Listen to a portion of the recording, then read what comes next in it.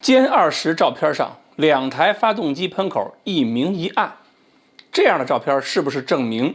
涡扇15已经成熟？各位网友，大家好，我是刘小飞。前几天呢，网上出现一个漫画，画的是一架歼20，正在安装一台发动机。大家一看呢，这是不是暗示涡扇15就要成熟，可以上歼20了？而1月11号，大家说是军迷节嘛，照例应该有点好事情要曝光，结果就有人放出一个照片，是一架歼20从下往上拍的嘛，正好是2个发动机喷口面对拍摄者，照片上2个发动机喷口一明一暗，然后就有人判断这是在飞机上装了2台不同发动机，一台可能是涡扇10A， 另一台可能就是涡扇15，正在进行测试，所以呢，从后方一看，两边不同。相信这个推论的人呢，其实还很多。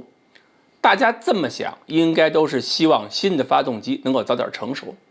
而且呢，以前一些新发动机装备部队之前，不管是战斗机上还是运输机上，都是这么一步一步试验过来的，就是先换一台进行测试，等这个新发动机稳定成熟以后，再把2台或者4台全都换成新的。所以呢，很多网友有这个猜测也是正常的。但是说实话，我觉得这个照片呢，恐怕不足以形成任何充分证据，证明涡扇15已经足够成熟，已经上了歼20了。双发战斗机两边发动机工作状态不一样，这其实是一个很常见的现象，因为很多情况会导致这种现象发生。网友们期盼的做测试只是其中之一。那么战斗机在作战或者日常训练过程中，有可能出现一些情况，比如说空战中遭到导弹或者是炮弹攻击，比如说训练中一侧发动机熄鸟，或者出现了机械故障等等情况，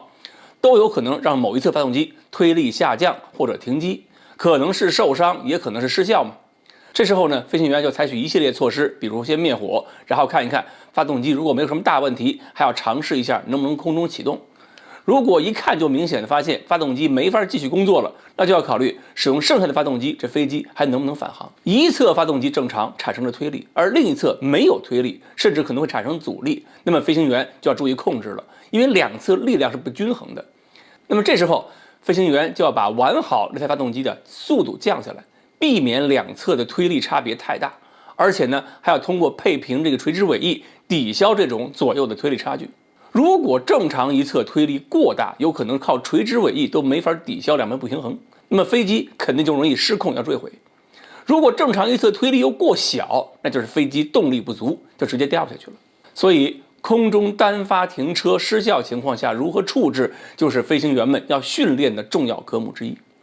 而我们看到这张照片，很有可能就是这种训练情况下被无意中拍到的。其实不仅仅战斗机要这么训练，民航飞机的飞行员更需要考虑这种情况。因为战斗机2台发动机往往是挨着的，跟中心线距离很短，所以产生的扭矩都不算特别大。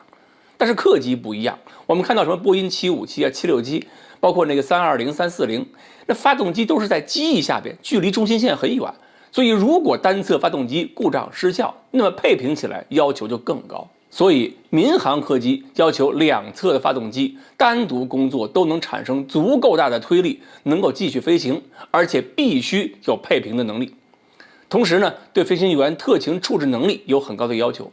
比如当年波音767进入中国的时候，为了证明飞机性能，就在西藏某机场2侧都是山的情况下，表演了一个模拟单发失效，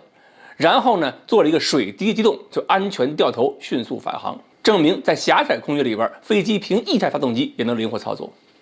那么今天和大家说这些，不是给大家泼冷水，只是说这个照片并不足以证明涡扇15上了歼20，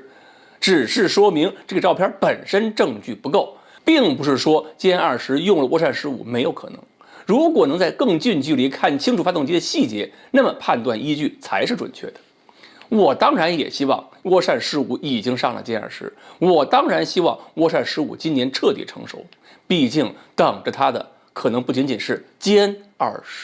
好，歼20的那张照片能不能成为涡扇15成熟的判断依据？今天呢，我们就分析到这里，欢迎大家继续关注我们的栏目，我们下期再聊。